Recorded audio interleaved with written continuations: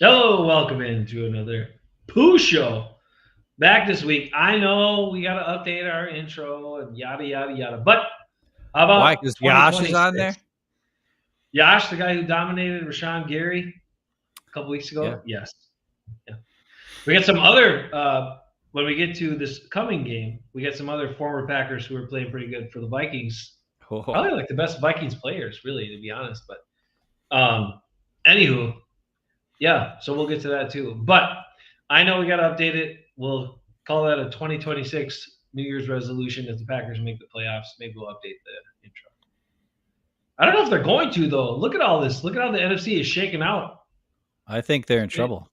The only The good news Bears. is they have 2 games against the Bears and 2 games against the Vikings and a game against the Lions. The Vikings don't matter, but 2 games against the Bears and a game against the Lions.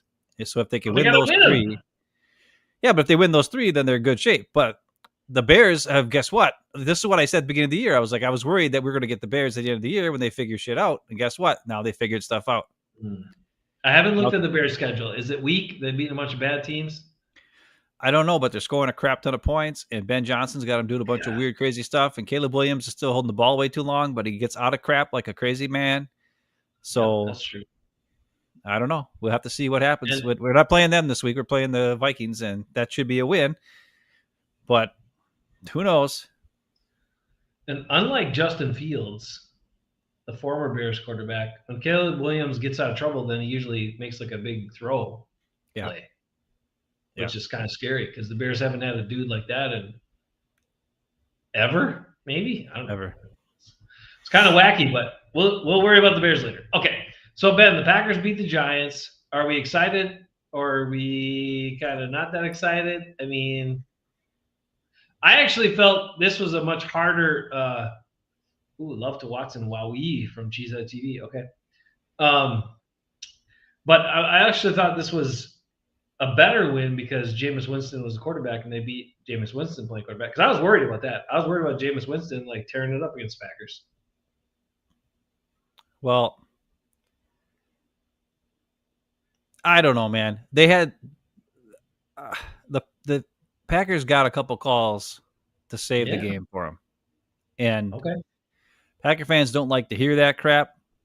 But It's true. bottom line is,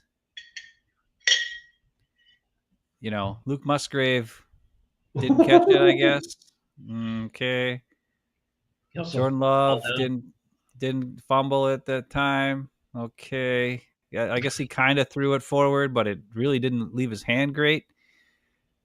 And Savion Williams didn't offensive pass interference push off before he caught that ball on third down when the Packers were down and they needed to score to try to win. I don't know. There was no call there, Mm-hmm. Mm-hmm. but with my eyes, I saw a guy shove a dude to get open. That's called pass interference. So, but the Packers needed to win. So I guess we take it. Now, should have come to all those plays? No, because they had. I mean, Valentine had a ball hit him in the hands. Another one where it bounced in the air, and then he got mad at himself instead of tracking it. He should have just tracked it. It fell down right next to him, but he got super pissed because he dropped the second one. So he's like, crap. And then the ball falls right next to him. And I'm like, dude, pay attention. He's so And good then at they're, like at recognizing stuff and coming off his coverage to. He's really good at that. yeah, he's doing great. It's You good gotta to have catch. him on the side of the field where they're lined up 2 receivers because he covers both, which is great. Yeah.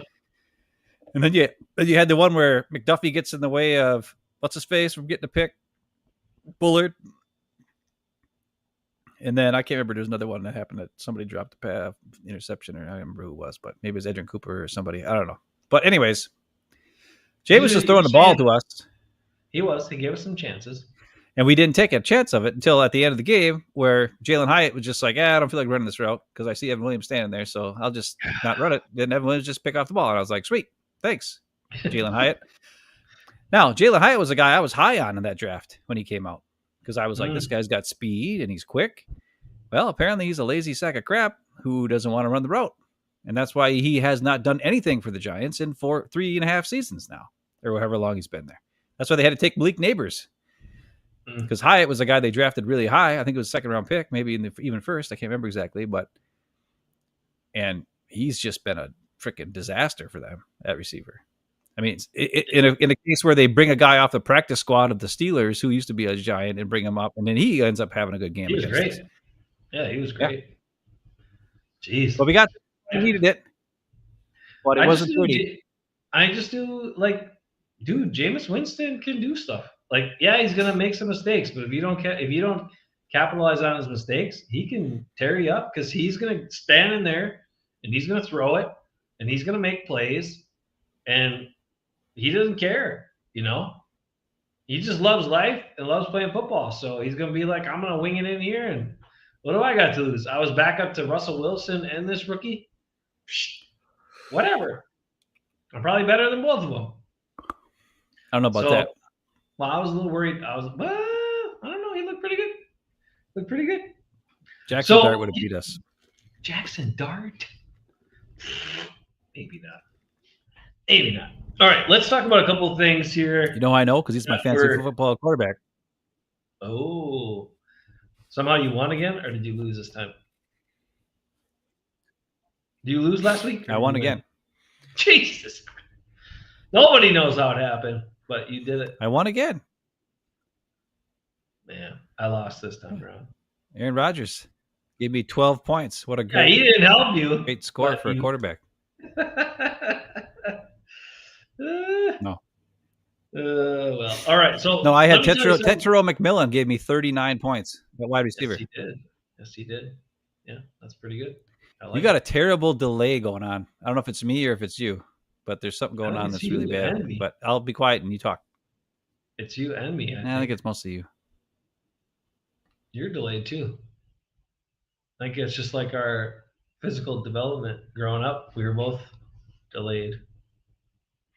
Had those high squeaky voices until. Oh wait, what are you talking about? I've been 5'11" and a half since I was freaking 13 years old. You're the one with the high squeaky voice.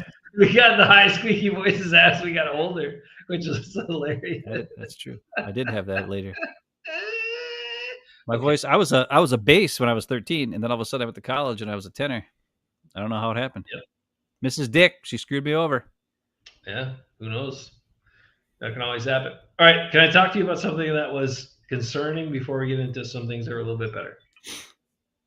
Sure. Here's something I hear from Matt LaFleur all the time. Uh-oh. Matt LaFleur said a lot of things in his last couple of press conferences, and there's a ton of injuries, and there's all kinds of stuff going on, and blah, blah, blah, blah. Okay, we can talk about some of that stuff. But one of the things that's concerning to me is Matt LaFleur talks all the time about how, you know, they got to hit on the big plays and lead to points. We can't be, you know, going on these 10, 12 play drives and blah, blah, blah, and all this stuff. Well, isn't that what the Giants basically did to the Packers all game long? Like, how can a team that has their third string quarterback, that fired their coach, has a new head coach for the first week, has all this stuff going on, be disciplined enough to do a 17-play drive, do like multiple 10 plus 15 play drives in the game and not screw up and keep the drive going? But we, as a Super Bowl contending team with all these guys that have been under this coach and this regime and these guys that are supposed to know the offense, we can't do that. We can't do a 10-play drive without screwing up the drive. That's concerning to me. Well, that's when you have a third down play, like 3rd and 3 or whatever it was, and you throw a 40-yard bomb to Christian Watson and he drops it. That ended your drive. That's the difference. Most teams would call a route that gets you the 4 yards you need to get the first down by like 2 guys. But Jordan Love loves to throw the 40-yard bomb on 3rd down because he thinks it's fun. But the problem is it ends drives. It's dumb. I mean, if it's completed, then everybody's like, wah, wah. But with the hands that our guys have, there's not a great chance that it's going to get completed. And that's the big problem. Also, is the drops is the big problem. down a couple plays. Romeo Dobbs, third down, drop, easy, like right in his hands. He just was looking at the guy. He knew there was a guy there. Took his eyes off the ball as soon as it came into his hands, and he looked to see where the defender was, and then he didn't have the ball anymore. Just catch the damn ball. You had the first down. Who gives a shit? Catch it and just get hit, like or whatever. He wasn't even going to get hit. The guy wasn't. There was no defender even that close to him. So it's a combination of a lot of dumb things. But the funniest part was when the Giants had like a 17-play drive and they went for it on fourth down and didn't get it and didn't get any points out of that 17-play drive, which took like 9 minutes off the clock. Yeah. So like the time of possession was like way in the Giants' favor in this game because the Packers defense couldn't stop them. But I don't know. It was weird. It's weird how the Packers defense looked amazing the last 2 weeks, and then all of a sudden this week I don't know what was going on. And when you're watching all 22 and you see the Giants defense was in zone a lot, but it was like when a receiver came into their zone, the guy covered him and played man on him. So they weren't open a lot. Where the Packers, when they play zone, they all just go back. There's a play where Xavier McKinney just goes back and just stands there. And a guy comes in front of him and he goes right past him and he just stands there. And I'm like, does that help anything? And then there's Xavier McKinney and Keyshawn Nixon are standing on the all 22. Are sitting on one side of the field. There's no Giants anywhere near them, but they're both just standing there doing nothing. And all the Giants are on the other side of the field, moving guys around. And of course, it was a completed pass for a first down. Because the Packers defense players, except for Valentine, don't watch the actual play or the players in front of them and the quarterback. They just go to their zone and stand there and look stupid. There was another play where on third down where Quay Walker was in the middle of the field and he jumped and covered the slot and just vacated the middle of the field, and that Theo Johnson guy just went right behind him for like a 13-yard first down on third down and like 7. Like, why did he vacate and then there was 2 guys covering the flat guy. Because I think it was Edgerrin Cooper and Quay Walker. Quay Walker went to the flat too. Why? And left the middle of the field wide open. Why is Quay Walker going to the flat? So I don't know. It's dumb. He's dumb. Maybe. I don't know.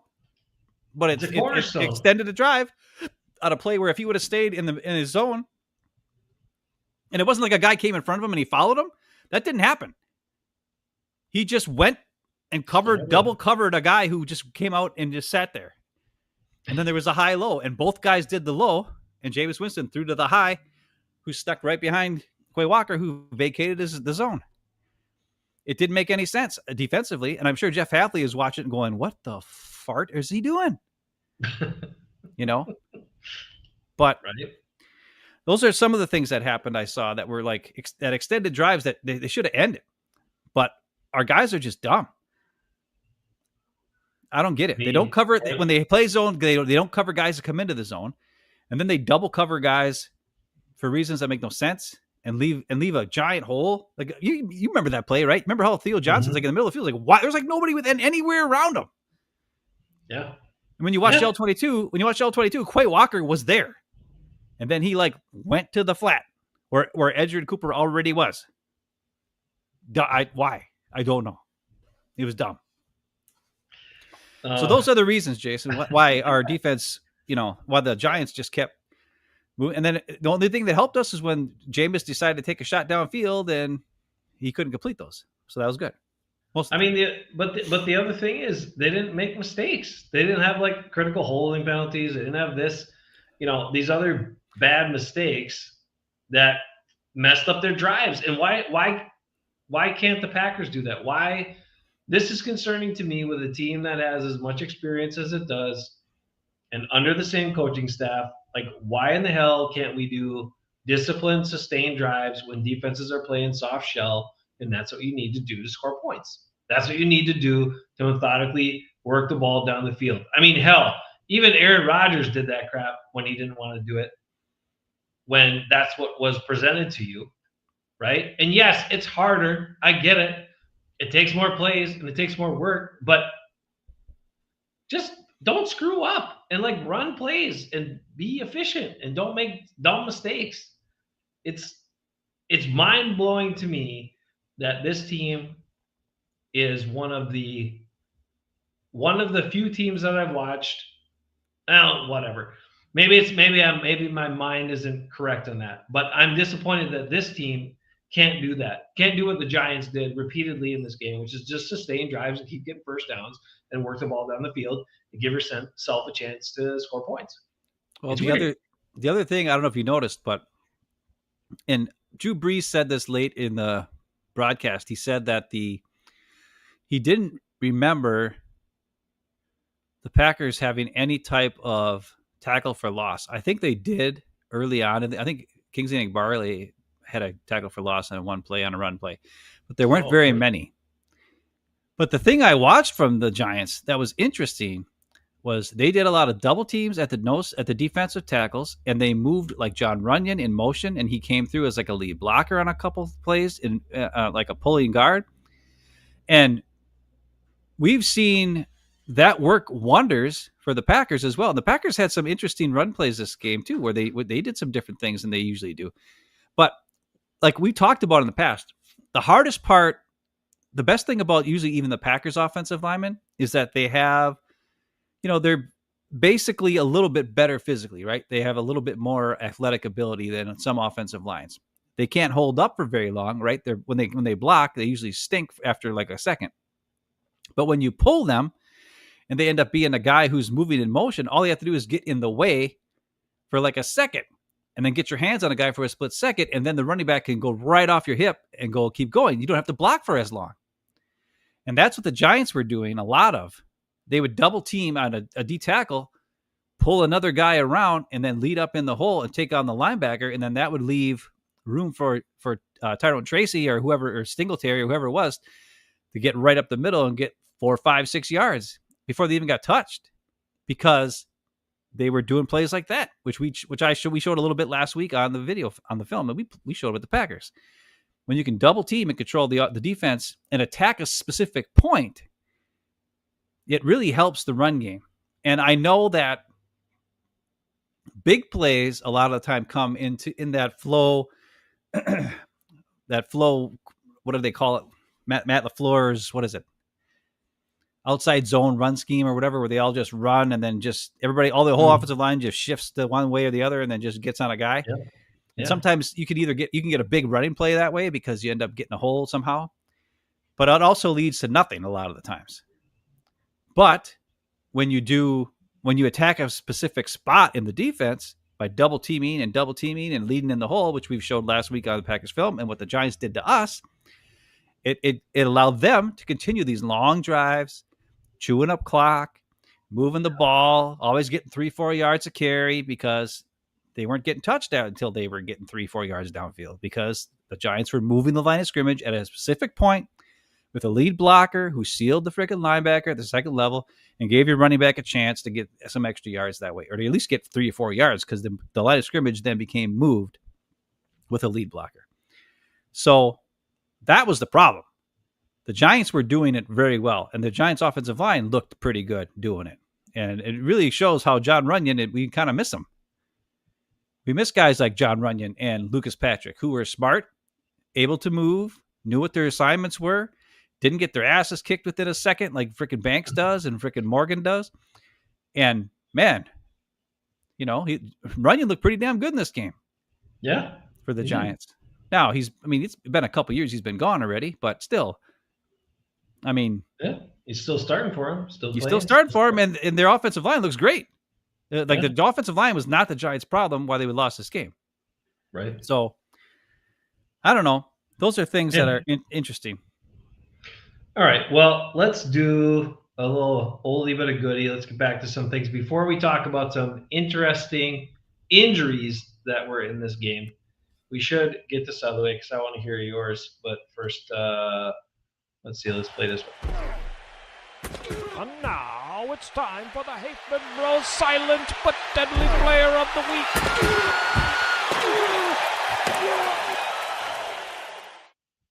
All right. If you're unsure about who your silent but deadly player is, I can give you mine right away. There's a player in this game who plays a position that is oftentimes touted for doing certain things, and oftentimes they don't even worry about doing something else that's pretty important. There's a player in this game who led his team in solo tackles in this game. And there's also a player in this game who, when it was a very critical point in the game, which led to a fourth down, that the Giants went for it and then got sacked and turned the ball over on downs. The play before was a third down where there was a pass out in the flat. And if this guy does not come up and make a strong tackle, that's a first down. That fourth down never happens. That fourth down play never happens. And that's Keyshawn Nixon. 8 tackles in this game for Keyshawn Nixon. When was the last time we had a corner with 8 tackles in a game? And it also shows you need your corners to tackle. It is a very important part of their job. For years, we have not had corners that can tackle, not enough of them, or very few. You saw it this weekend. You saw Eric Stokes, if you watched the Raiders, not tackle. And you saw the other guy who's not even football anymore, never tackle, who was supposed to be so great. But Keyshawn Nixon is my silent but deadly player for having 8 tackles, for coming up and making a big tackle on third down, for forcing a fourth down that the Packers then got the ball after a sack and then were able to take the lead. Keyshawn Nixon. Okay, well, I hate to be a pooper on your silent but deadly, but it kind of fits. A lot of those tackles were because he let the guy who's just signed off the freaking Steelers practice squad catch him ball right in front of him, and then he tackled him. Yeah, at least 4 of them were those tackles. All right, but the guy kind of fell down too because he's not exactly the most athletic dude, but he was a big guy, and it was hard for Keyshawn to cover him. And they're playing stupid zone, and he sat back, and there was nothing he could do because the guy's way bigger than him. So he just cut inside, and Keyshawn couldn't do anything. So it's not his fault. I'm just saying a lot of those tackles were there because of that. My silent but deadly, I'm doing a double silent but deadly because once again, I watched Andy Herman talk trash about both of these two guys, and I'm kind of like, after watching the game back, I was like, there was a couple plays maybe where they sucked on like run blocking, like maybe a couple times. But I thought these two particular players played pretty damn well and had some pretty good blocks on a lot of different plays. And that's going to be Wiley and Fitzpatrick, 81 and 86 at tight end. I thought both of those guys had very good games. And they were the reasons why Luke Musgrave was not in the game for the whole second half, basically, because he sucked balls. And those two guys actually blocked people and actually did their jobs and caught a touchdown, one of them, and freaking did, they had a drop, but that's because it was kind of a low, crappy pass. So, but anyways, that's going to be my 2 silent but deadlies, because when you watch it back, they had some pretty damn good run blocks and some other good plays, and people are talking shit about them, and I don't get it. It's not like they're the freaking stars. They're the 4th and 5th options. I mean, Ben Sims was supposed to be more important than those two guys. He got sneaked off because they tried to hide him on the practice squad. Well, the Vikings stole him a couple, 3-4 weeks ago. And then right before Kraft got hurt. And so these two guys have to come in and play more. And you know what? They look way better than Luke Musgrave, which we all knew a long time ago, but that we did. But regular Packer fans didn't because they were told that Luke Musgrave is so good. Well, now all of a sudden everybody's like, Luke Musgrave, he sucks. Yeah. So that's my silent but deadly a double toot for, I think his name is Wiley, something like that, 81. Are those guys also both undrafted? Probably. They're tight end. They're white tight ends that nobody ever heard of. I'm almost positive they're undrafted. So all 3 of these silent but deadlies are undrafted guys. All right, Wiley and Fitzpatrick. There's one for you. Yeah. I like it. I watched those guys play too, and it was all like they were doing, like you said, they're doing their job. Are they superstars? Yeah. No, but they're doing their job. They were coming in motion and leading in the gap for. And I almost wanted to say, Chris Brooks. He had a couple awesome pickups on blitz where Josh Jacobs. It's a good thing Josh Jacobs got hurt because he wouldn't pick up those blitzes. Also, Emmanuel Wilson. Running the ball good and catching the ball in the backfield good, making plays that way. Don't get me wrong, but my opinion on Josh Jacobs. We're leading into the interesting injuries, the injury talk, and those are the ones. Josh Jacobs, number one. Josh Jacobs goes down. Oh no! Because remember how durable he was last year. Well, this year he's been in and out of a couple games, and when he leaves, it looks pretty good. It's kind of better. Emmanuel Wilson is a different body type than him. He runs. He's lower. He's a little more compact the way he runs. He's got super long arms. It's kind of wild how long his arms are and stuff. Because even on that 2-point conversion catch, that was a hell of a catch. Great catch. And he had to get his long arms out there to grab it. But it's just the thing we've said about him. And Matt LaFleur, I guess, was asked about him after the game. And he said, even as a rookie, when he was brought to them for, plucked off a practice squad and wasn't even, thought of as nothing, LaFleur was coaching him up hard, I guess. He saw something in him, he said. Or maybe he just saw the fact that he's a guy who doesn't get hurt and is available like all the other guys who get hurt that we draft all the time. But either way, Emmanuel Wilson, he's just effective. Like, he's kind of fast. He's kind of shifty, but not really that. It's not flashy. It's just effective. And he's strong and he's tough. And he gets yards. He's good. I like him. There's a play where actually it might have been Tyrone Tracy now that I'm thinking about it. No, I think it might have. I don't know. But there's a play where I think it's Tyrone Tracy. It's one of those plays where Runyon is coming in motion on the guard pull, and he just gets a clip of somebody, either Quay Walker or McDuffie or somebody. And Tyrone Tracy just sneaks right on through and goes, right? And then there's a play where Josh Jacobs is following. It's almost the same type of play where someone's leading up like that. And Josh Jacobs just plows in there and just gets tackled right away. Like, he doesn't get through the hole. He doesn't know he doesn't read the blocks the same. He just kind of runs. I don't know how to, I hate to be a jerk. Well, actually, I don't hate it. I do it a lot, but I'm just saying he's not a good runner. He doesn't and everybody's like, oh, Josh Jacobs is the third player to ever have 1,000 yards or total from line of scrimmage in his first blah, blah, blah years. And I'm like, that's because he's got a million opportunities and he never got hurt. Yeah. I mean, until now. I said the best thing about him was he was durable. Well, the durability hasn't been as good this year. And I don't know. I like it when Chris Brooks gets a carry or gets the ball in his hands once in a while. He usually does something pretty good. He sure as hell runs hard. I'll tell you that. He got 8 yards. He got 1 carry for 8 yards this game. And Emmanuel Wilson finds his way. And his touchdown run, he awesome. He waited just a second, and then he was like, screw it, boom, and he just popped through there, broke off some tackles, and gets in the end zone. You're right. It's a thing. Jacobs seeks out contact too much. Where these other guys are yes, if they need to run through you, they will, but they're not seeking out the contact. They're trying to just get yards and trying to find the holes instead of just seeking out contact. There's this whole macho thing about football is I'm going to run you over. I'm going to make you feel me, blah, blah, blah, when you tackle me and all this stuff. Well, that's great and all, I guess. But usually the guys that gain more yards try to avoid the tacklers instead of trying to run them over. Just a thought. I will say this, though.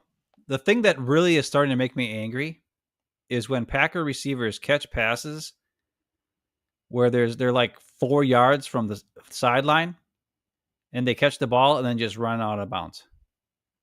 They don't turn upfield and try to make a play. No, I'm getting sick of it because we had one guy. We had one guy who did it right. Tucker Kraft would catch the ball and then move upfield and get more yards. Matthew Golden had a play on 3rd down where he caught it. There was 4 yards between where he caught the ball in the end and the sidelines, and there wasn't really a guy. I mean, there's a kind of a guy a little bit in front of him, but he didn't even try to juke him and get around him and make a play. He just ran out of bounds. And then everybody's like, yeah, on the sidelines, because it was on the Packer sidelines. They're all like, yeah, all right, wow. And I'm like, really? That's great? He just caught a 3rd down pass and because he was wide open and then ran out of bounds? I can remember when there was a time when we had Jordy Nelson and Greg Jennings and Donald Driver and James Jones all on the team at the same time. And when they caught it, they were like, I better get to the end zone because I might not get another pass thrown to me because it might go to one of those other 3 awesome guys. And they would try to get in the end zone every time they touch the ball. How many times do we see Double D make guys miss and juke and jive and Greg Jennings speed past the guy or James Jones? Somehow people would just bounce off his body and he'd keep going because I don't know why. He wasn't fast. He wasn't really tall, but guys could not tackle him. Yeah. And then Jordy, of course, 6'3", super tall white guy, and everybody they didn't realize he was that fast, and boom, he's gone for the touchdown. We don't have that. Even Christian Watson, like he catches it and then he like goes out of bounds or he falls down. It's like he has to do a weird catch where he's focusing on it in order for him to catch it. Like he can't catch it over the shoulder. No, and he's not going to get that many in stride anyway. I will say, at least in this game, like Christian Watson was the difference maker in this game. Like he was a key, and it wasn't just catching. He had some good. He blocked well. I think it was on one of the touchdowns. And I mean, he's fastly becoming. It's making Goody, giving him that extension, look better. It's like one good move Goody actually did. You know what I'm saying? Yeah. But what bothers me is when you see guys like Golden or Romeo Dobbs or whoever, and they just catch the ball and then run out of bounds. Like why can't we try to? And I understand maybe they don't want to fumble or whatever. And I know Tucker Kraft's had a couple fumbles this year because he tried to go upfield and then a guy punched it out. I understand, but it's not very exciting, and there's no threat when you're just going to catch it and go out of bounds. Yeah. Like you can maybe make a guy miss a tackle. I don't know. Yeah. If you're supposed to be fast and shifty. Back in the old days too, in certain cases, running out of bounds actually stopped the clock too. But now it doesn't until the final 5 minutes of the half or whatever. So like you can run out of bounds. It saves you no time. The clock's just still running. It's not helping your time of, it's not helping you, get more possessions, more plays in the game like it used to. So I don't know what other than them not taking a hit, fine. But I guess they should be. It is really disturbing that we don't have. I was thinking that we don't have anybody that will do that. I was thinking of that too. Like, what does Jordan Love, his passing yardage per game? What does that look like now that he has nobody to get yards after catch for him? It's back to what it was when he wasn't throwing the Kraft. It was 170 yards a game, 150 yards a game because nobody runs after the catch. Yep. His biggest games are because he threw the Tucker Kraft, and Tucker Kraft ran freaking forever after he caught the pass. Period. Or Octavian Wicks usually was pretty good at that. But even he's starting to run out of bounds. I'm like, what are you doing? You're supposed to be the after the catch guy. Now he can't even catch at halftime, but still. Yeah. I don't know. It's a problem. The wind was a problem. Let's go on to this though. The wind, yes. Malik Willis. So we talked about the other injury. Yeah. Josh Jacobs. Well, there was also an injury to Jordan Love in this game. Mm-hmm. And then what happened? Did you happen to see how quickly Jordan Love raced off to the locker room to get whatever shot he got or whatever to get back out there? That was not a jog. He was sprinting to the locker room because he didn't want Malik Willis to get another series. Because Malik Willis did what he does. He's effective. He runs the offense. He scores points. And he moves the ball. Yeah. And he doesn't look like a weird. I mean, Jordan Love, when he runs, he just looks He's not goofy. Athletic. He's not athletic. Christian Watson's not athletic. They're uncoordinated looking dudes. Now, are they more athletic than your average Joe? Sure. But because they're so long and tall, they don't have coordination. Malik Willis looks like an athlete. That's why he can make quick cuts, make dudes miss, run through arm tackles, not fall on his face, like throw the ball on the run. Like all these things that are good for this offense. And it made me think about it. And I was like, if I'm Matt LaFleur and I'm like being really honest with myself over like maybe some truth serum or several shots of bourbon or whatever. And I'm thinking bourbon, Aaron Rodgers bourbon. Oh, yeah. Well, I'm thinking Aaron Rodgers was a Scotch guy, but I don't know. You're right. He's a Scotch. I don't know if it's specifically bourbon or not. But anyway, neither here nor there. If I'm Matt LaFleur and I said, I really want to run my offense, who's better for running my offense? the way I want to run it. Jordan Love, who likes to chuck it downfield with his live arm, or Malik Willis, who can move around better and make the right decisions and throw the ball on time and throw it downfield sort of sometimes. Maybe his arm's not as good as Love, but he does all the other stuff way better. If I met LaFleur, I probably wish I had Malik Willis, to be honest. Oh, he has him. Well, I know, but I wish I could start him.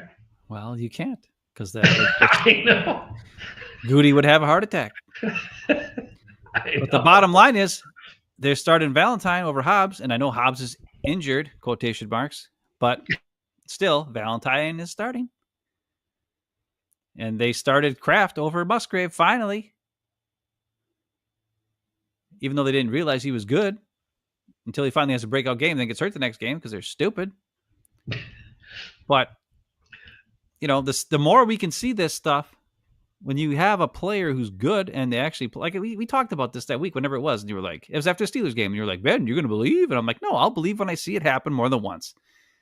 And it's still, it still boggles my mind. The play where Luke Musgrave catches the ball 4 yards behind the line of scrimmage. What the hell did he think he was going to do with that ball? Even if he caught it, which he didn't, but they said he did, so that it would then go out of bounds and be actually, that was a bit bad because it should have been a drop, so we would have had the ball 4 yards earlier. What's he going to do? He has zero run after the catch. That was the stupidest. Matt LaFleur is so dumb. When on earth are you going to throw a negative 4 yard pass to Luke Musgrave and expect it to be a positive play? That's always going to be a negative play because you're either going to get catched it and fall down and get tackled for a negative 4 yard loss, or do what he did, drop it out of bounds, and they called it a catch, and then a fumble out of bounds, and we lost a bunch of yards. That was so dumb. How is he still calling these freaking plays that are designed to be for a guy to run after the catch to a player who doesn't run after the catch? And he's a football head coach. I don't understand it. Anyone with two eyes can see that Luke Musgrave cannot catch a ball and then move after. He just falls. Don't throw a negative 4 yard pass to him. Get him downfield so he'll catch it and then fall, but he'll catch it 20 yards downfield and then fall. Yeah. Hello. But he still called that play. And the whole time I'm like, what are you doing? What makes you think something good is going to happen? It has never happened once. And it never will happen once or twice or ever to be good. It will always be bad. And that's why LaFleur is an idiot and should be fired. And Jeff Hafley should be the head coach. Now, do you think, because they always talk about what they see in practice all the time, that maybe Musgrave doesn't fall down in practice? That's because he doesn't have to worry about anybody hitting him. But he does fall down in practice because I've heard reporters report that he falls down in practice. I know he does. I know. Okay, so Jordan Love spread the ball around a lot in this game. I mean, a bunch of guys with 1, 2, 3 targets, whatever. Romeo had eight targets, 3 drops. Some drops, but he's still his go-to guy for sure. And I'm not saying that's a bad idea because he does. I think it is a bad idea. I think this game proved that the Romeo Doubs will definitely not be a Packer next year. There's no doubt. From one game after everything he's No. I understand that, but what I'm saying is this. Okay. The Savion Williams play at the end of the game, mixed with Christian Watson playing very well, and also the fact that Romeo Doubs blocks like dog shit on plays where it's a running play. He's terrible. Absolutely terrible blocker. Yeah. In Matt LaFleur's system, you need to be able to block. And if you're not a guy who can run after the catch, which Romeo is not, what use are you when you have guys like Savion Williams, Matthew Golden? You're still going to have Reed next year, and you're still going to have Christian Watson. So there's too many mouths to feed. Romeo Doubs' contract's up after this year. He's probably going to make at least $10, $11 million a year, I would assume. We can't afford that, and we don't have the spots for him on the team. It's fine. This game just proved when he had those 3 drops and Savion Williams had the big play, it's just not like, and we still have Dontavian Wicks yet next year on the contract. Trust me, this was this game solidified the fact that Romeo is not needed, and he might be needed right now on this team, but for future next year at the price point that he's going to be paid, can't afford to have him on the team. He'll be gone. And he's a great guy, nice guy, but it's just not going to work. I mean, with those 3 drops, it just, you can't have it. You got to be, if you're going to be a possession receiver, you can't be dropping the ball like that. And he's the possession receiver. Yeah, that's true. And it's fine when you're a 4th round pick in your 4th year making a couple of $1 million a year or whatever you are, but you can't be making $12 million a year and dropping passes like that. That's fair. I say the other thing that has stood out since Watson has been back is that like the common thought with Watson is he's our stretch the field guy, and we send him deep and we throw bombs to him and blah, blah, blah, blah, blah. But as we've seen, when Christian Watson has been the most successful over his career is when he is running some of the patterns that Dobbs normally runs, like running some of those in cuts, some of those over routes, some of those 15, that 15 to 20 yard in cutting route. Watson's really good at that. And he can, and if he catches it, which he's been better at, he can sure the hell do a lot more with it if he's already on the move and the ball's catching him in stride than Romeo Dobbs can. So I think that also speaks to what you're talking about. Like, if Watson can stay healthy, which is a big if, he's shown that he can fill that role too and be that bigger receiver that is easier to hit the ball to in those spots. A bunch of these guys are going to have to find ways to work that part of the field, especially with Kraft not there, because Musgrave is, when you catch the ball there, yes, sometimes you're going to get tackled right away, but oftentimes it's behind the linebackers and in front of the safeties. So you have a little room to do something if you can run after you catch it. And you can't do that with Musgrave, or he will do what you said, just fall down. You can't expect other guys to do something, but Watson is a guy that if you get it to him in the right spot, and especially if he's already moving full speed, he could do just like he did in that Eagles game a few years back, where he just takes off and nobody can catch him. You're like, holy crap, how did nobody catch him? Well, because he was running full speed by then. That's great. Yeah, but the difference was you had Aaron Rodgers throwing pinpoint accurate passes to him. I know. That game, I was love him. No, I know that was love that game, but like that season though, he had a bunch of plays like against the Bears, right. But he also had a bunch of end arounds where he went for touchdowns on end arounds. Yeah, we don't do that with him anymore though. No, I don't know why. Because we have Davion Williams and these other guys who aren't as good at it. Oh, why don't we take the guy who can get a touchdown on the play? Let's give it to him. It's just it doesn't make any sense. Like I'm starting to like. Sounds like you're doubting Matt LaFleur. Like, I have been doubting him for years. I don't understand. Like, it's why. I understand. Like, let's try to get everybody involved, right? Yeah. But if the guy sucks, let's not get him involved. If you have one guy who is 6'4" and runs super fast and is taking multiple touchdown or end arounds and so forth on touchdowns, maybe that's the guy you give the ball to. I mean, Bo Melton was the guy who was getting the end arounds this game for some reason. That's fine. I mean, Bo's played a bunch of wide receiver the last couple of weeks. That's good, I guess. He had a couple drops last week. Didn't have any balls thrown to him this week, but he had the end around plays. But I'm just like, it's the same problem when they had Tucker Kraft didn't use him, right? And then we watched him use him and we're like, yeah, can we do that? Well, now we got Christian Watson back. And he's the guy who needs to be the spark plug for the offense. He's the big play guy. He's the guy to get the ball in his hands. However you have to do it. Okay. And that's the key. Get it in his hands. So we've talked about this for years. He has shown you he's not good at tracking the ball when it's thrown up high in the air. Oh, yes. Drill it to him. Get it to him on the move. Hand it to him. I don't care. And then let him outrun everybody. Yeah.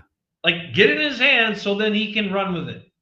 Not throw it up there so he's going to judge it and get all mixed up and turn around and, jump in the air and fall awkwardly and sometimes catch it and sometimes not. Like, he can't do anything with it after that. You're wasting his extreme speed by throwing him the ball in those situations. Use Bo Milton to run deep and have that threat and take the top off, and then let Watson run an over route or a crossing route underneath that. Or Get it in Savion his Williams. hands and let him run. Yeah. Savion Williams is fast. Send him deep. Yeah. And now he showed that he caught a big freaking pass down the field for 30 yards. Right. Defenses are gonna have to worry about him. Let him open up some stuff for Christian. Put those two, put 6'4" and 6'4" on the same side of the field. Defense is gonna be scared crapless. Send them both. Send one of them deep. The other guy cuts it, does an 15-yard in route, and then before that, have the tight end gum up and go in and take away the middle linebacker. So you got the in cutting route open. If the safety comes down and covers that, boom, throw it over the top. Savion Williams. It's not that hard to do, especially when you have these guys that are physical freaks, right? Like they're super tall and super fast. Use them both and make it happen. It sounds like what you're talking about though is like attacking one spot or a couple of players on the defense and making them make a choice and then throwing to the guy that's open.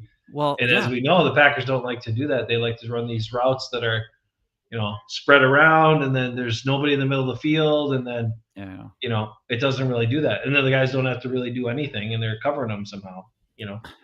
Well, I will say this about the Giants defense in this game. Like I said, they're playing zone, but if a guy came in their zone, they played man out. Like they went with them. Sure, match. And there were plays where Love had nobody was open on some plays. Like a couple of those runs, the one where he got hurt on when he ran that ball, there was nobody open on that play. He had run and he got smacked.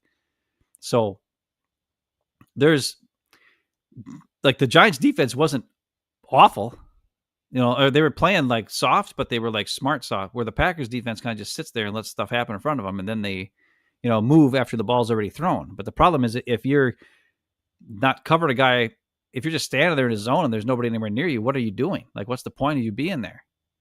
I understand, like, hey, look out for if they sneak a guy out later. Okay, then maybe you have to be there because then you have like a huge play happens against you. But with our pass rush, that is okay.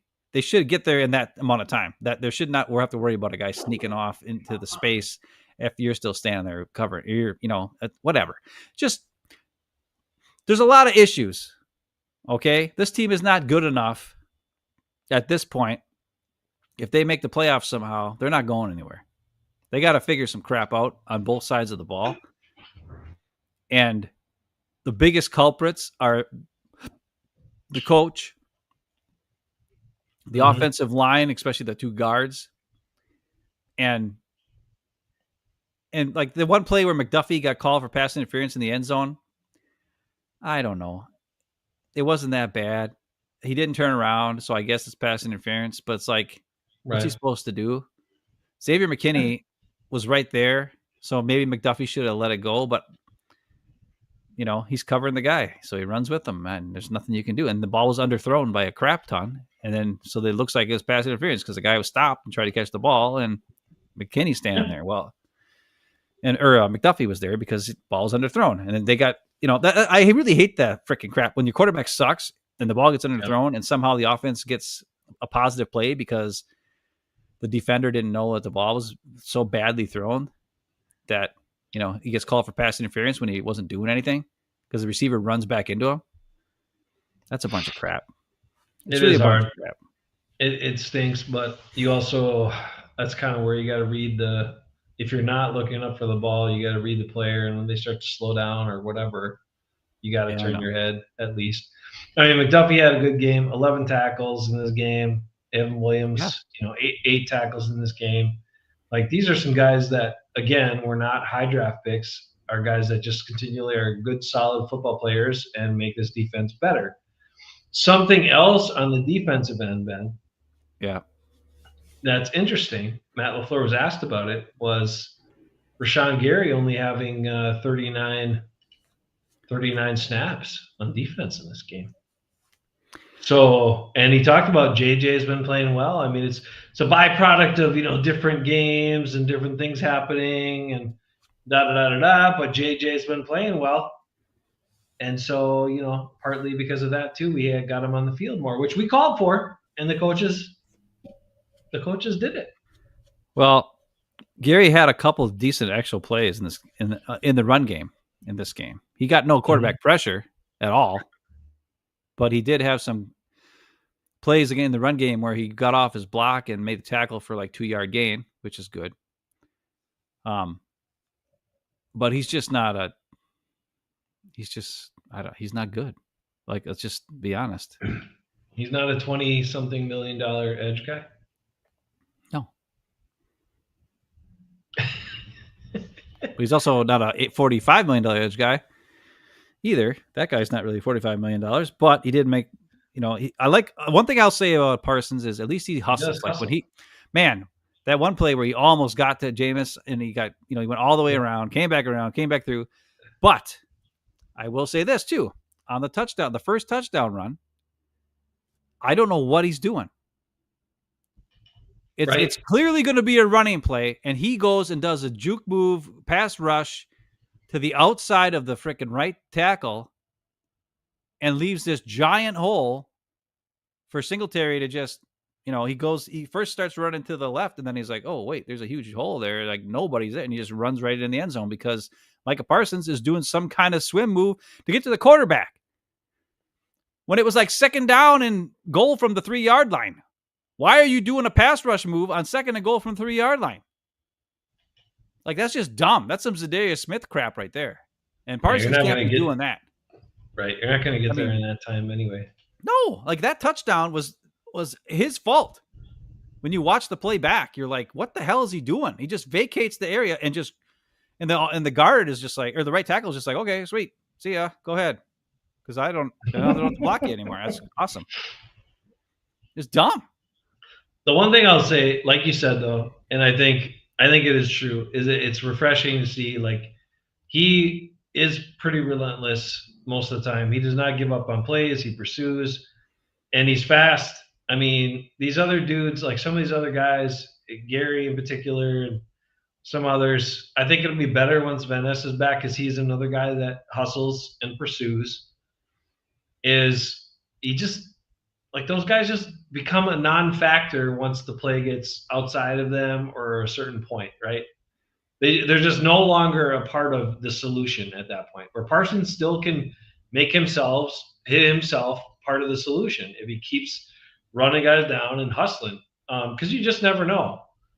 And I do appreciate that about him. He made plays because of that. Let's see. Jonathan's here. Jonathan says Micah needs to help JJ rewire his neurons in the ground. I don't know what that is, but okay. I don't know. Explain, Jonathan, because probably smarter than we are with Jonathan. You talk about JJ Enagbare, because I like him. Are we talking Justin Jefferson, who drops the pass? Ooh, maybe that's him. We're seeing this weekend. That. Yep. And yeah, I mean, linebackers in coverage. I'm still a little thrown. Listen to JJ press conference. Oh, okay. I will. I'll have to. Thanks, Jonathan. We will. I think what's interested. JJ McCarthy. McCarthy. See, when you say McCarthy, I always think of Magic Mike, but I got it now. We got a whole younger McCarthy to think about. Well, we'll see him in this weekend too. Magic Mike. Not Magic Mike. JJ McCarthy. Yeah. Anyway, you might see Magic Mike too. He was in Wisconsin not that long ago, checking out high school football here in the state. You know that? He's going to be a high school football coach now. No, he's not. Hey, why not? He made so much money as a pro coach, he can do whatever the hell he wants for the rest of his life. I don't know. Hey, he's still a Super Bowl winning coach. Matt LaFleur is not, so I don't know. Anyway, just saying. I do think the linebackers, the one I'm still kind of just thrown off by is Edgerrin Cooper. He talks about he likes playing violent. He talks about all this. You said he was like a heat-seeking missile. We saw that at times, and now I don't see it. Are they asking, when you see the all-22, is he getting caught up on blocks? Is he not reacting to plays? I don't know. I haven't watched. I got to watch him closer. I mean, why is he not in the backfield making tackles for losses all the time? He's so fast. I don't get it. I don't know what's happening with him. I'll have to watch and see what they're doing on defense. You got to let me know. He's having like 5 tackles a game. He makes a play here or there, and then he's just I don't know what he's doing. I expected him this year to be a difference making like budding star player who's going to make a crap ton of plays, tackles all over the field, chasing down guys, getting TFLs. I don't see hardly any of it. I don't get it. I don't know if it's because, I mean, when Quay Walker got hurt this game, McCarthy was playing, or not McCarthy, McDuffie was playing middle linebacker. He was the guy getting the calls. He's the green dot guy, not Edgerrin Cooper. So, I mean, if it was me, I would rather take Edgerrin Cooper and put him in the middle because he has the speed to then get to just about any point on the field to make a play because he's so damn fast.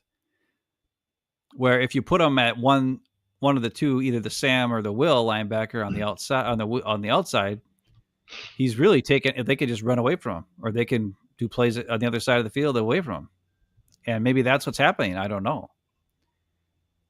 And then, yeah, McDuffie is solid and stuff, but he's not gonna. He doesn't have the range that Cooper has. Exactly. But he doesn't have the range Quay Walker has either, but he's still he's smart and knows what he's doing. But I mean, those other guys should. I just don't know. I after last year, coming into this year, all the things we heard, all the things we saw. I mean, I just really expected him to jump off the field and be like one of the studs in this defense and help take this defense to a new level, like some of these, inside backers on other teams do, right? And I'm surprised that I don't see it. So if you look into that in the coming weeks, we'll check it out. All right, let's move on to the Vikings here. And, the Vikings are kind of having a disappointing season. They lost again. The Bears, I don't know how they lost that game, but they did. And, I mean, we love Aaron Jones. He's productive when he's in there. It was hurt for a while. He's back. They're kind of using him sparingly, probably trying to protect him, yada, yada, yada. But he's still very effective when he gets the ball. I mean, I saw that again when he had like 70 yards in this game on like 11 carries or something like that in his last game. He's still a guy the Packers got to worry about. If I were him, I'd run towards McKinney and probably get a big play. Yeah, McKinney's tackles, his tackle attempts in this game against the Giants were pathetic. He doesn't even wrap up. No, there's one play where he's in the middle, he's down in the box, and the run comes toward him, but then goes to the next gap over. And he doesn't fight to get to that gap. He just kind of hops around like a ding-dong. Makes it look like he's kind of doing something, but he's really not doing anything. And he's not even trying to get to the running back. It was kind of just... And then you watch Evan Williams, who comes down when he's in the box, and he's like flying in the backfield. They're flying to plays and like making tackles and stuff and reading it. And I'm like, God dang, Evan Williams is good. And Xavier McKinney is not. And one of them is making a whole lot of money and is talked like he's the best superstar or free safety in the league. And I don't know. I'm starting to wonder. He should have never had those 7 picks or whatever he had at the beginning of the year last year. Everybody thought he was good because they were playing against really terrible quarterbacks. He just threw him the ball every time. And then one time he actually caught it and it's out of bounds. They gave it to him anyways. Don't know why. But yeah. That was in the Viking game. Yeah, it was the Vikings game. So, I mean, we love Aaron Jones. It's hard not to root for him even when he's playing the Packers. I hope he does well and has a good game. And, shows the Packers a little bit about what they could be missing right now. There's been some buzz about is Lloyd coming back and when is he coming back, and he looks good, but we've heard that many times before. So until we see him on the field doing something productive, I'm not going to get excited about Marshawn Lloyd at all. Not at all. Another guy who's a former Packer who has been saving the Vikings' ass with their injury this year is Eric Wilson. Mm-hmm. They have a big linebacker injury. They picked up Eric Wilson in the offseason because the Packers didn't sign him back. And here he is, starting 9 games for them so far. Has 3 forced fumbles, has 3.5 sacks, has 70 tackles, 9 TFLs. Guy's just doing what he does, flying around, making plays. Plus, he's a really good special teams player. Yeah. He's Eric Wilson, man. He's good. We knew he was good. He was always good when he came in for us too. I know. I don't know why, but like you said, Edgerrin Cooper was supposed to be taking the leap this year. He was, yeah. And they signed McDuffie to a 2-year deal for some money. So they're like, well, I guess we can't afford Eric Wilson. We'll just find some guy off the scrap heap somewhere for our fourth linebacker and put him on the practice squad and whatever. And that's what they did. But yeah, Eric Wilson's playing great with the Vikings, and we'll have to see him on Sunday. And hopefully he's not as good, but he probably still will be good. I mean, it's interesting to me that the Vikings offense. So what do we think about their offseason decision, right? They had all the buzz, all the rumors about Rodgers wanting to go there. They didn't want to necessarily take on all that because it would stunt McCarthy's growth, maybe screw up McCarthy if you listen to Rodgers too much, and then also be a huge distraction. And then it would be the Rodgers revenge games every time he played the Packers and blah, blah, blah. But do you think they would have been better off? Yeah. It's actually, I watched the O-line committee, and one of their guys is one of the beat reporters for the Vikings, and he's just creaming O'Connell because apparently they're like, so this was before last week's game. He had a stat, and he was like, so the Vikings with JJ McCarthy on 3rd and 4th and short have attempted to go for it like 20 times or whatever, right? For 3rd and 4th short this season. On those plays, they ran the ball 6 times out of 20 times on 3rd and 4th and short. On those 6 plays, 5 of them got first downs. So only one time when they ran the ball did they not get a first down.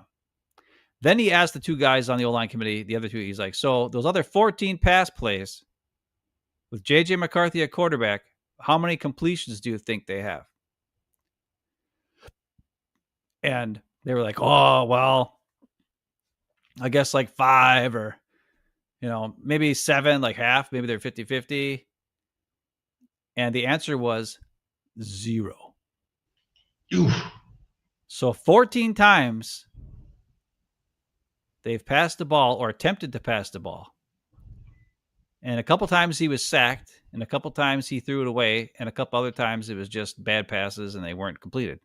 But nothing was completed. They have 0 completions out of 14 plays at 3rd and 4th. Now, that was before last week's game, so I don't know what happened against the Bears. But he was just talking about that. He's like, O'Connell is, and then the other thing is, so 60% of the time, that is, right? 14 out of 20, 60% of the time, they're passing the ball instead of running it on 3rd and short and 4th and short.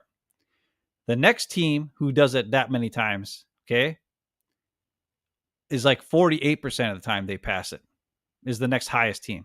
So the Vikings are by far, they pass it more than anybody because Kevin O'Connell just loves to pass the ball. Even though they got Aaron Jones and they got that guy they signed or traded for from the 49ers at running back, and they're good at running back, and they've got their 5 out of 6 complete, running plays have gotten them first downs.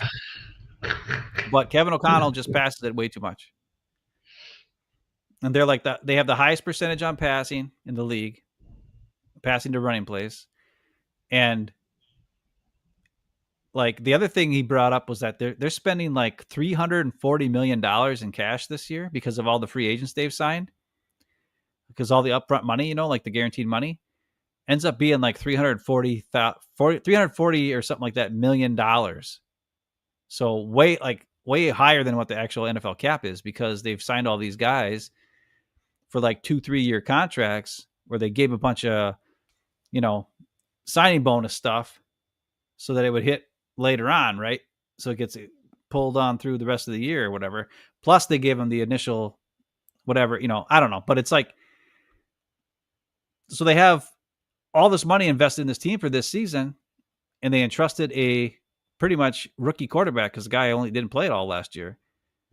And it's been their downfall. Like they can't win. And he's like, so this reporter guy is like, I don't know what.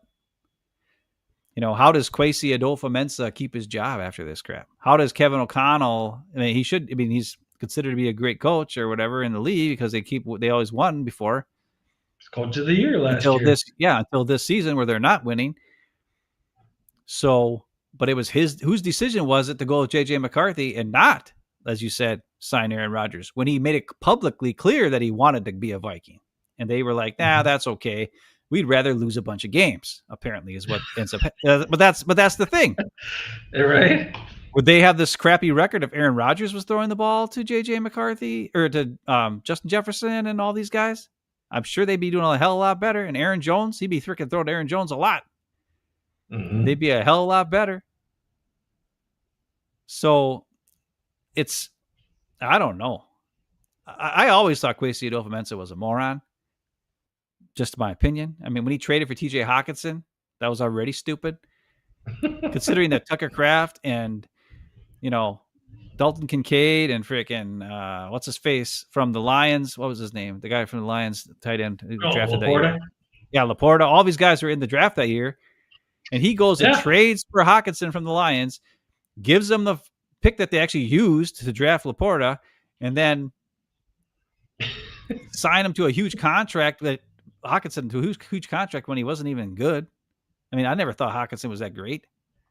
No, I mean, he was just a high first round. Yeah, he was just a high first, like a middle 16 overall pick in the first round for the Lions, but he was never great. I mean, Tucker Kraft's way better than him. Sam Laporta's way better than him, but they're paying him a crap ton of money. Yeah, and he also would trade. Like, he's the reason why the Lions have, what's his name, Jameson or whatever his name is, the super fast guy, Jameson Williams, yeah, because they traded with him. They traded with the Lions, so the Lions could get to the second or back in the first round or whatever, and they drafted him for super speed, and now he's killing everybody with super speed. He always does trades with teams in his division, and then they also don't have that many draft picks, and then they sign all these guys off the scrap heap, but they're old and now they're hurt, and their team is kind of stinking up the joint. So I don't know. I don't like them. We'll see how their offensive line fares against the Packers defensive line. Maybe it's a better game for the Packers defensive line. But again, those are the things we caution against. That's the other thing. It's really weird. It's not just you can't, if the Packers defensive line all of a sudden gets a bunch of pressures this game and all this sort of stuff, doesn't mean they're so great or they played such a great game. It might mean that they just played a less quality opponent offensive line. Look at the Colts offense this year, right? Mm-hmm. And their offensive line is awesome and has been good. And the Vikings signed 2 of their offensive linemen away from them from last year. And yet the Colts offensive line is better. So they must have known something. The Colts knew something. They're like, yeah, these 2 guys aren't as good as, everybody thinks they are or whatever, because their offense has improved. And you can't tell me that Daniel Jones is that great that it helped them improve that much. Now, Jonathan Taylor's not hurt all the time like he has been before because he didn't draft him this year in fantasy, so that's good. Way to Last year I drafted him, and then he was hurt a bunch. This year he's freaking tearing him up. Yeah. Same thing with me and everybody. If I draft you, you get hurt. Just ask Joe Burrow and Malik Neighbors and Omarion Hampton or whatever his name is, the running back from the Chargers. So I want to talk a little quick offensive line bit, and then I want to finish on something that might be a bright spot, might be a good thing. Okay. Think about that just a little bit. We'd gone over this a number of times a handful of years ago, and even in the last, I would say in the last 5 or so years, there have been numerous opportunities to really beef up the interior of your offensive line if you wanted to in the draft, right? If you wanted to prioritize it. And look at the teams that did. The Colts, the Broncos, the Eagles, and what's the one other team I'm thinking? It's up there. I can't remember. But either way, just even take those 3 teams who really kind of prioritize. Like, they made multiple high-round picks on offensive linemen during that time. Not just offensive linemen. Interior offensive linemen. Interior, yeah. The guys that don't get drafted. Yes, they were drafting at not low, but like later first round picks or second round picks in the middle. And they took the best player or second best player at the interior offensive line that fell to them because people are dumb, because they would rather take the 8th best cornerback or the 6th best pass rusher or the 7th best offensive tackle, but they would take a guard or a center who is actually top notch and can play for them for 10 years and be awesome. And that's why their teams kick ass on the offensive line. Buccaneers was the other team. Yeah, Buccaneers, yes, with Graham Barton and So there's 4 teams that have done it, and where are those 4 teams right now? They're at the top. And the Seahawks too. Yeah, true. Seahawks too. I mean, so it's crazy to me that you have these trends across the league that are what you said, and so many GMs just love the premium positions, the tackles. If they're going to take somebody in the first round, it's got to be a tackle. Like you have to have a center. You have to have guards. You have to have those guys have to start on your team. You're telling me a starter who's going to be one of the best guys coming out in certain years, who is then likely to be one of the top, let's say he pans out pretty well. He's still probably one of the top 10 guys at his position over a 5-year period, maybe somewhere in there. Let's just be in general. And maybe he's a stud. Maybe he's awesome. I don't know. But like those guys, you still have to fill out starting positions on your team. And there are certain makeup of interior offensive linemen that's different than tackles. There's a body type, there's strength, there's bulk, there's used to playing inside. These guys that are tackles are used to playing against the speedy guys who don't come at him as fast. We've talked about this before too. And then you slide him inside like Morgan, and all of a sudden you got a guy who weighs 50 pounds more than the guys you normally block, and they're on you instantly.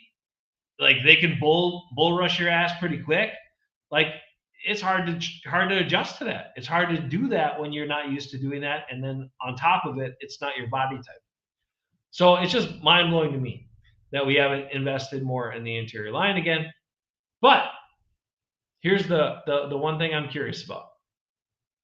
Do you think, and I don't know what your evaluation was when you looked at it, Matt LaFleur was asked specifically about Sean Ryan playing center this last game, how it went.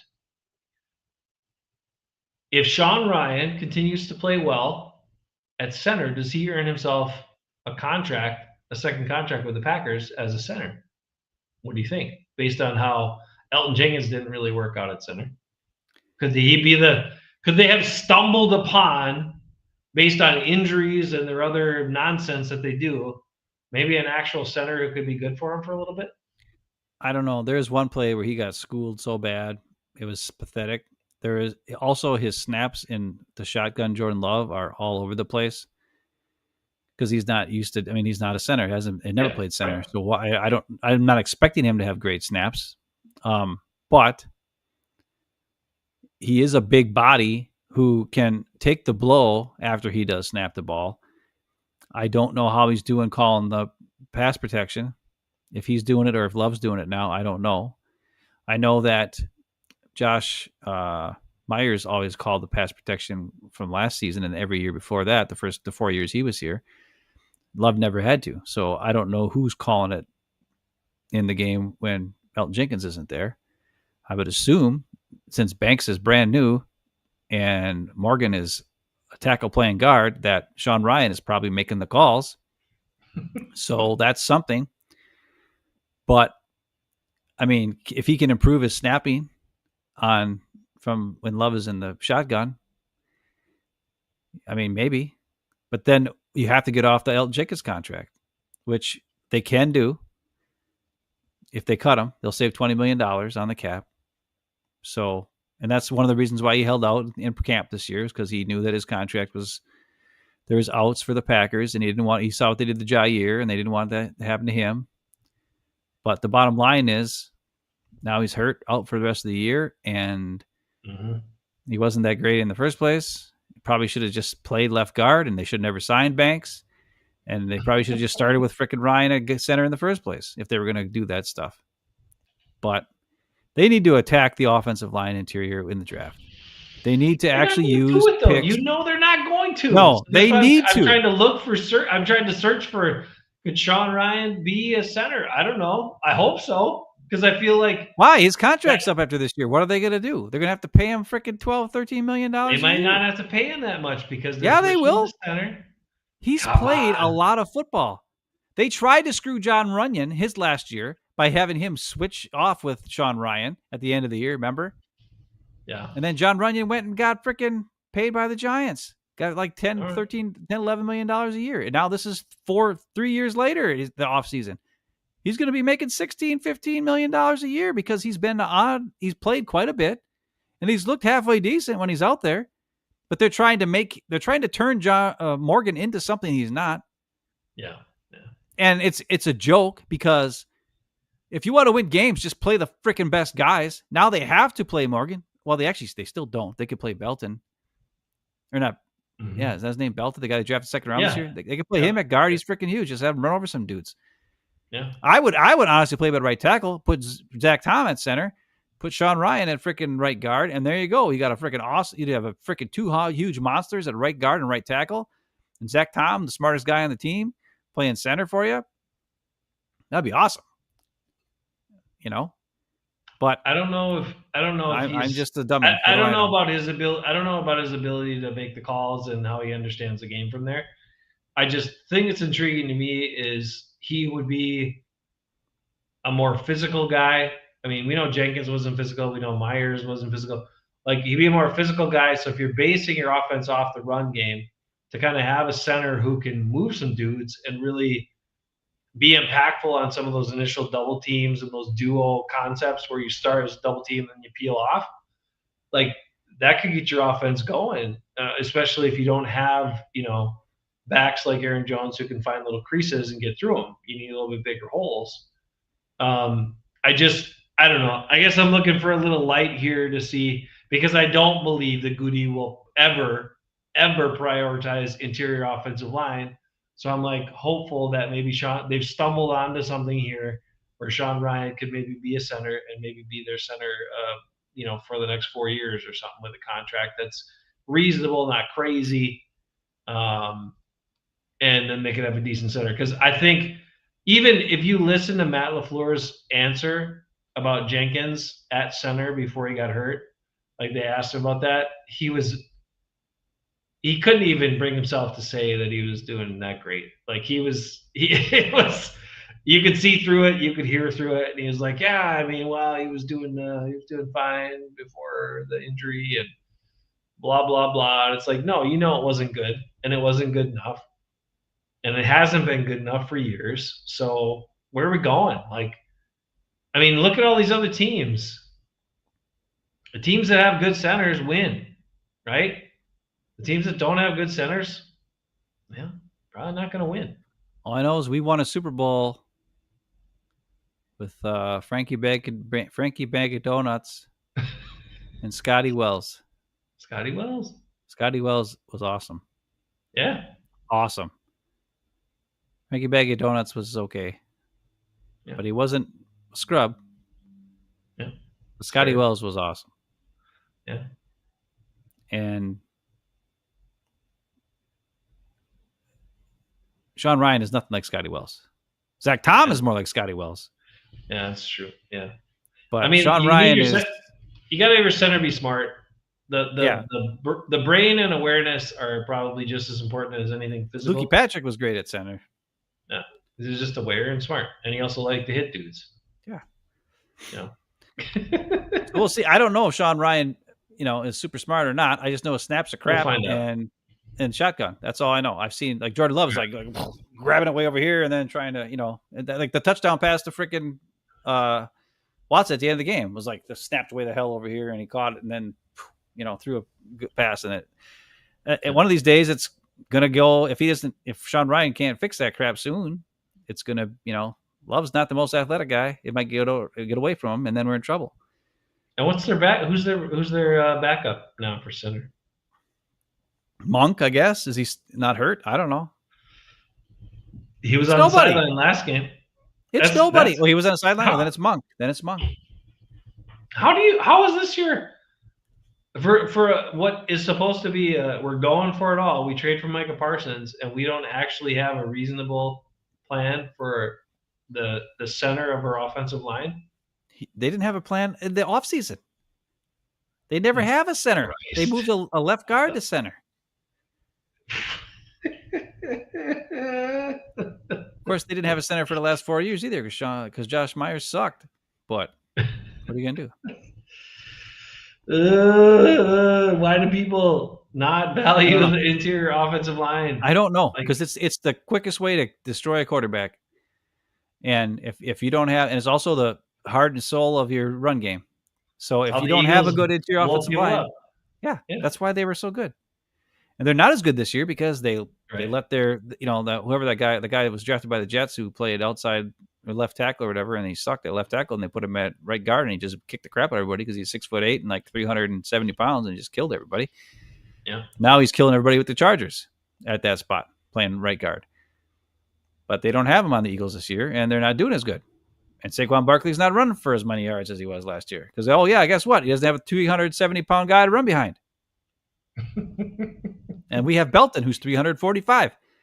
That'd be pretty nice to be at their right guard. But who do we have? 295-pound Morgan, who used to be a tight end before they switched him to left tackle, and then we play him at right guard. All right. Do the Packers go to 7-3-1 and beat the Vikings?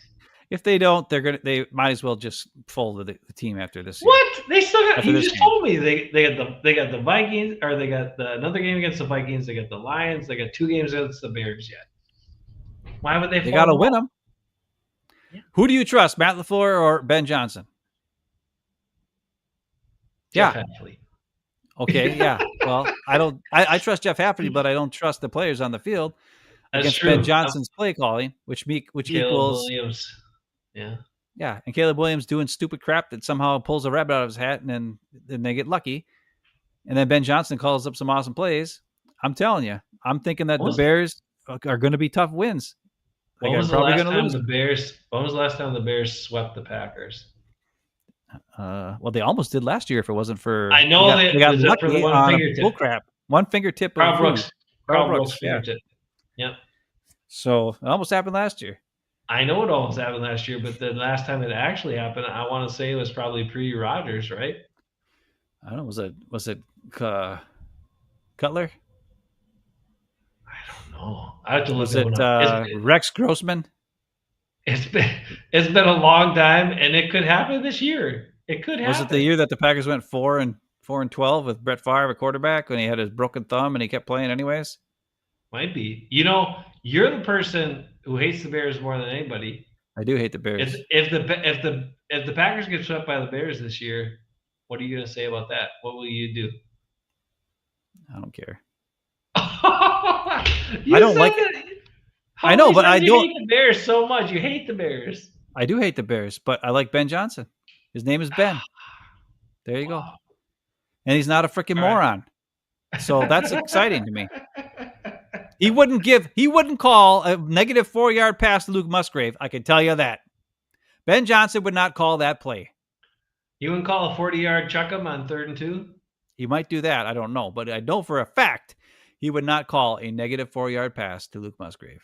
He would. Oh, wait, fourth and two. Because he might call on 3rd and 2 and then like call a different play on 4th and 2. But Matt LaFleur is the Jordan Love, chuck him up to our deep threat, Christian Watson on 4th and 2. Yeah, it's high probability of success. Mind blowing. So there are better plays. I hear you. Okay, let's try to beat the Vikings. Let's see how it goes. Let's hope Eric Wilson doesn't blow him up and kill him, and Aaron Jones doesn't run all over the place. But if they do, I'll be a little happy on the inside. I'll be happy on the inside for Aaron Jones. I like both those guys. They're awesome. They're awesome Packers. They are. They were. They should be still.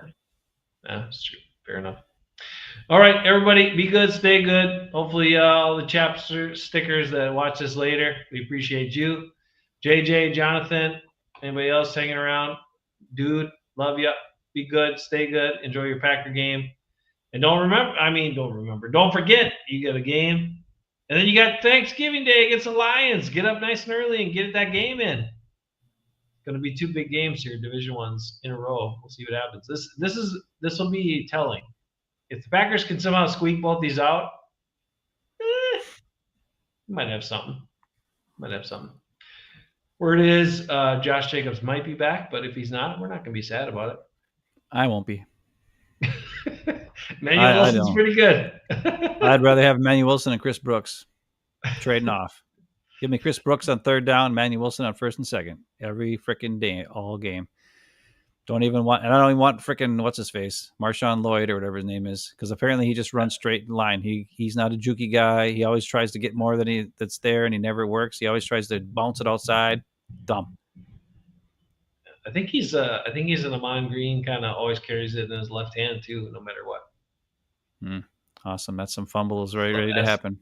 Yeah, that's a little scary for me. I think if Emmanuel Wilson starts in this game, my prediction is he gets over 100 yards. Yeah. And then if he does that, Packers might have a good chance of winning. So hopefully that's the case. And if Jordan Love gets a little dinged up and Malik Willis comes in, they got an even bigger chance of winning. So we'll hope maybe that'll happen too. We don't know. We'll see. Isn't that crazy? You're like, if this guy who was a cast-off from the Titans who thought he was so bad that they drafted Will Levis and just discarded him for a 7th-round pick is your preferred quarterback? Isn't that kind of crazy? Or a guy you're paying $55 million a year? Jordan Love was not as bad this last game as he was the game before. I'll at least give him that. I still like the way the offense looks when Malik Willis runs it. That's because it's dynamic. Like it's not fun to watch this team. It was fun because we had Tucker Kraft who could bail us out by breaking tackles. Yeah, but it's not fun.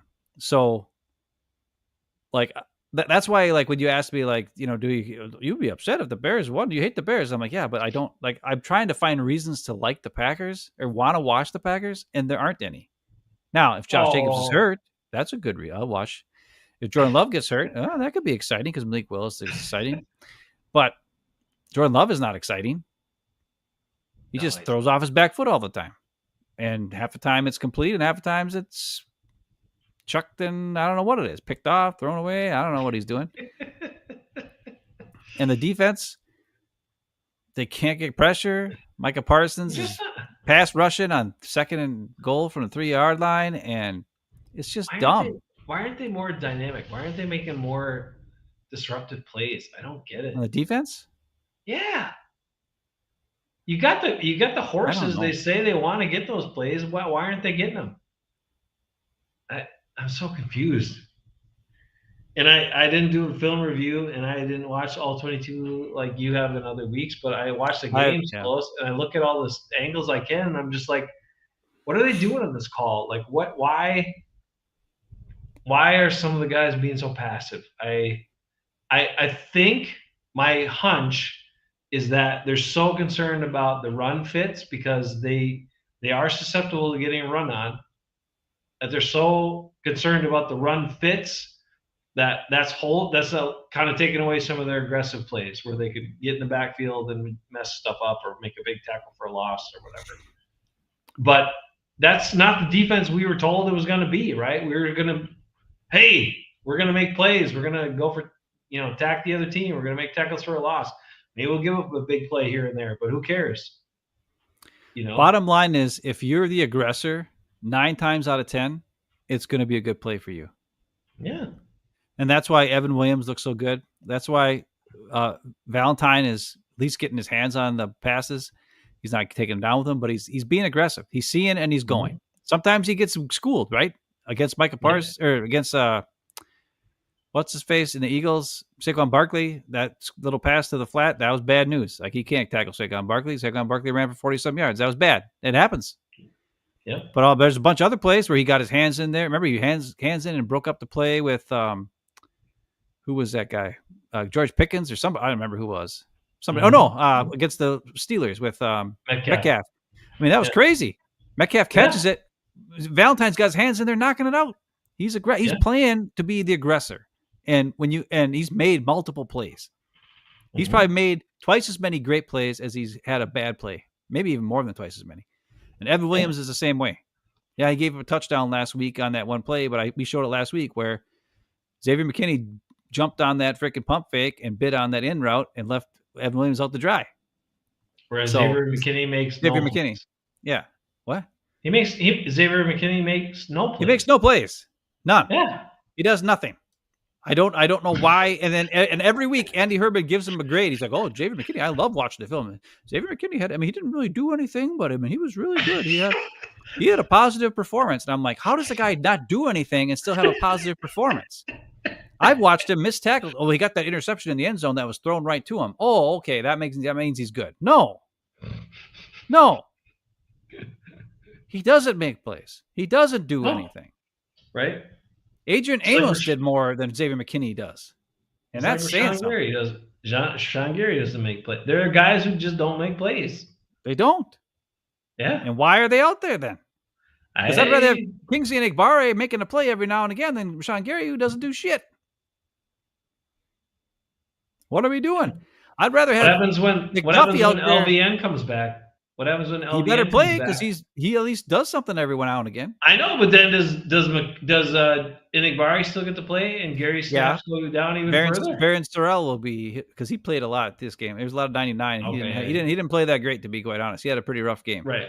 Yeah. But that's the guy who will lose his spot. Baron Sorrell will lose his spot. And then, plus there was, I don't know, they had Mobley was back again for some reason. I was like, I thought they cut him. He must have been signed to the practice squad. And then a call up, weekly call up. He got knocked out. But he had a couple awesome plays where he just beat the crap out of a guy who was blocking him on the kickoff and just got in the backfield or whatever. I don't know what it's called. I guess the kick zone, whatever. And just screamed the freaking ball carrier on 2 plays in a row. One knocked him silly. The second one, he did it again. Like came back later and did the same damn thing and knocked the guy out again. And I was like, whoa. I mean, he's seems to be the awesome kickoff tackle guy. Like, bring him up every week if he keeps doing that. Because like nobody can block him, or at least that one guy, whoever the giant was supposed to block him, was terrible at blocking him. And he got in the backfield or whatever it is, the kick zone every time, and smacked the piss out of that return guy. So give me Mobley on those plays. That's useful. It's more useful than freaking Xavier McKinney and Rashawn Gary are. And Quay Walker. What does Quay Walker do? Nothing. Those guys a lot of money you're talking about. They don't do nothing. None of those 3. And they're at 3 different levels of the defense. And they're the weak point. And they're the weak spots on all 3 levels. Gary, Quay Walker, McDuffie. They're the weakest players at each of those levels. Because Keyshawn makes plays. Valentine makes plays. Evan Williams makes plays. Even Bullard makes plays. Who is the guy who doesn't? McKinney. Yeah. At linebacker, how many times do you watch McDuffie get in the flat and make a tackle on a freaking flare to a tight end or a running back? A bunch of times. How many times do you see, I guess Edwin Cooper needs to do a little bit more than he has been, but at least he's making plays every now and again. Quay Walker, nothing. What does he do? Nothing. He just vacates his zone and leaves it freaking wide open for Theo Johnson to catch a freaking first down on 3rd and 10 for 15 yards because he left his zone. Why? Don't know. And then when it comes to the pass rush, you see freaking Wooden makes plays every now and again. Carl Brooks gets his hand up, knocks a kick, whatever. Sometimes will make a play. Micah Parsons got a motor. He's kind of dumb, but he's got a motor. Kingsley Egbare is making plays. Devontae Wyatt hits guys late all the time. He did it again this game. I loved it. He's got to watch out, though, because he's going to get called for something pretty soon. He did it again, though. Did you see that? There's a play where he came really late and just smacked the piss out of a guy, and I'm like, dude, they're going to call you on that pretty soon. But at least he's hustling. He's hustling. Yeah. But what does Rashawn Gary do? He just runs straight up like this. You got a fumble recovery in this game. Was it because he was good? It was the last play of the game when Parsons knocked it. Where there's 0 chance of anything being good anyway. And, I don't know. But you got that fumble recovery is going to help him make the Pro Bowl. I know it is, because that's all people see. He also got a bunch of sacks because what's his face? Aaron Rodgers just ran right into him because he was so scared of Micah Parsons. So Sean Gary got 2 sacks. And he's got to play. He gets to play Jared Goff again. Probably get some more sacks against him. That's Jared Goff is a sack and a half at least for sure for him. JJ McCarthy might be a couple sacks too. I don't know. I heard he's pretty ding dongy when it comes to get sacked. He's pretty clumsy as well. I don't know how they got these clumsy quarterbacks when there's all these super talented, skilled, athletic quarterbacks going. I don't know, but it's good because we got two of them in our division. But then we got one guy who's crazy and gets out of everything. So I don't know. Yeah. He still takes sacks though, but it's like 9 seconds after the ball snap, he finally gets sacked. That Caleb Williams guy. And they're leading the division, right? I know. If you would have told me that 3 weeks ago, I would have laughed at you. But the Bears have not lost in 4 weeks. No, just 3 weeks ago when the Packers beat the Steelers, I was like, okay, we're on the move here. Oh, Jonathan wants Nixon to get in Jefferson's head and get him all pissed off. Well, Jefferson's getting pissed because he's not getting the ball thrown very well to him. Yeah, I know. And then when he did one time, he dropped it. He had a couple drops 2 weeks ago. He had a drop this last week, like straight up Romeo Dobbs type drop. All these Viking receivers are having a rough year with this quarterback. They wish Sam Darnold was back. Yeah. Even though Sam threw 4 picks in this last game, he looks so good. Well, he's got to have at least one. Sam Darnold's going to have one game like that, and then he'll get it out of his system, and then he'll come back and play good. Yeah. Just glad it wasn't in the playoffs like it was for the Vikings last year. That's true. Where's Mo? I don't know why I didn't want to have Mo on tonight. We could have made fun of him because the Vikings suck. Yeah, they're ganged up on him. He'll be all sad. That's true. We don't want that. I don't need that. Well, he doesn't. It'll make him feel really bad to know that his 2 best players were from the Packers. Packers. Yeah. That will make him sad. Yeah. And then he knows his team has no direction moving forward. Do you ever notice how crap ton of money in this receiver, and then what else you got? What else did I notice? What? Look at the Packers. They got a crap ton of money in a quarterback and a pass rusher, and that's about it.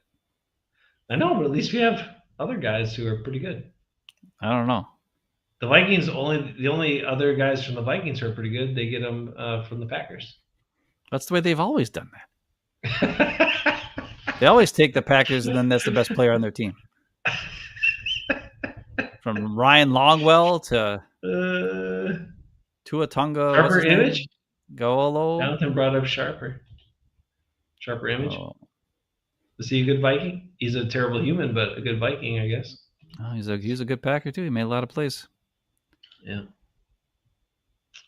But what are you going to do? Man.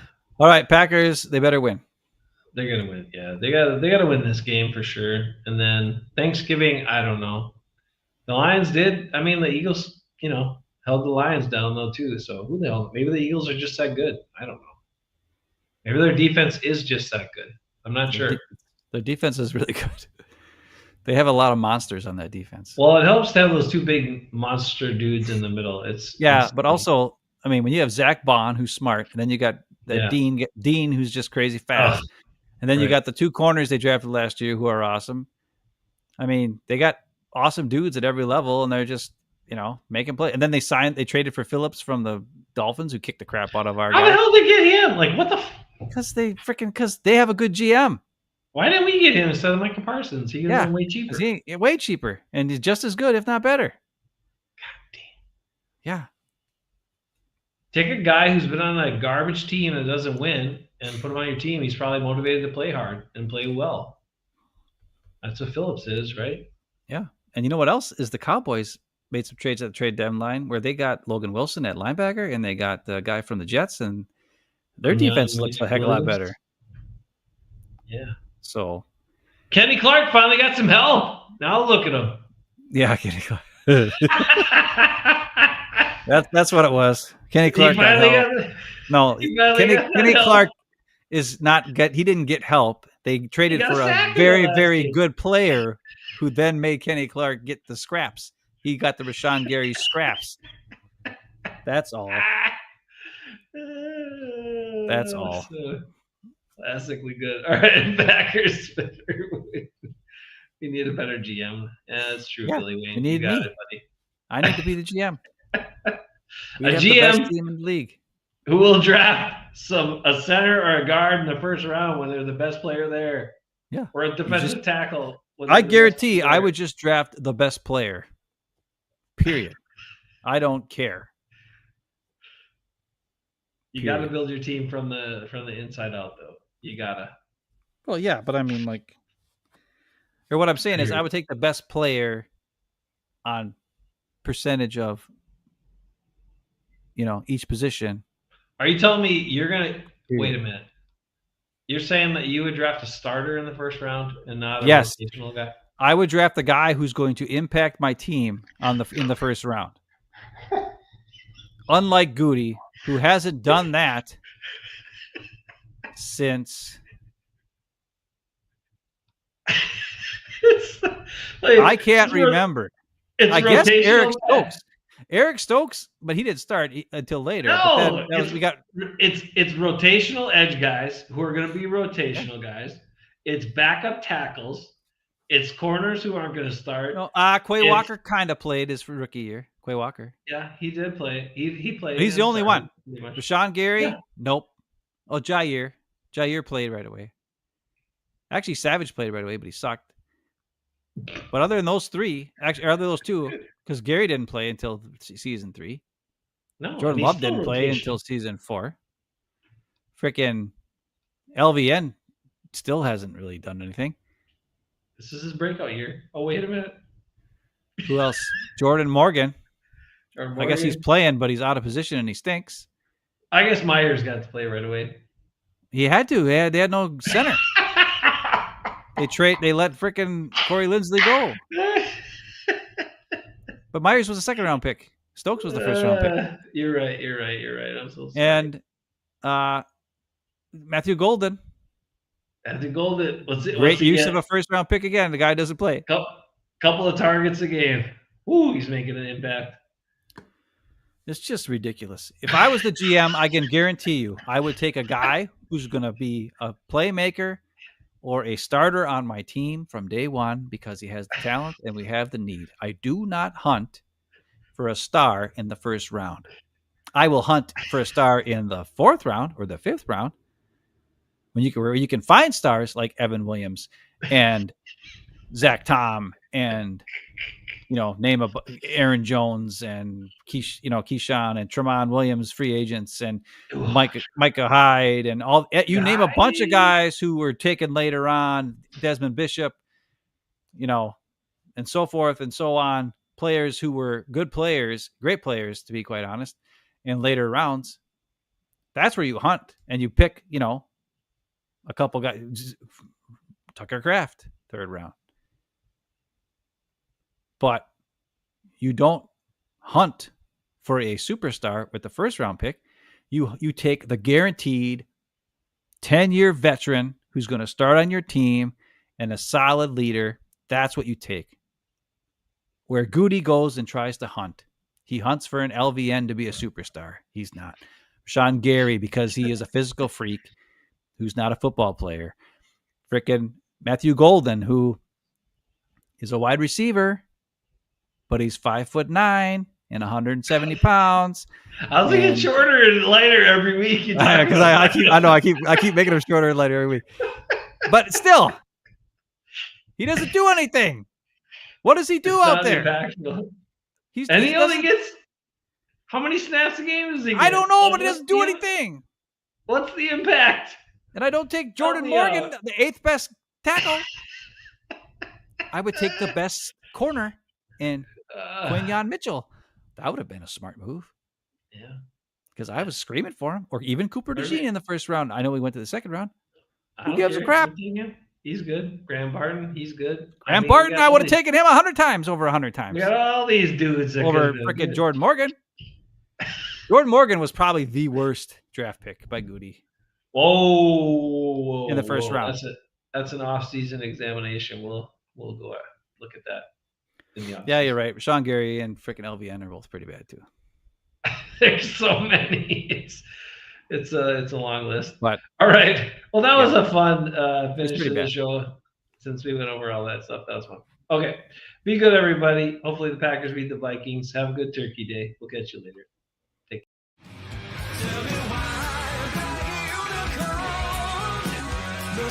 care.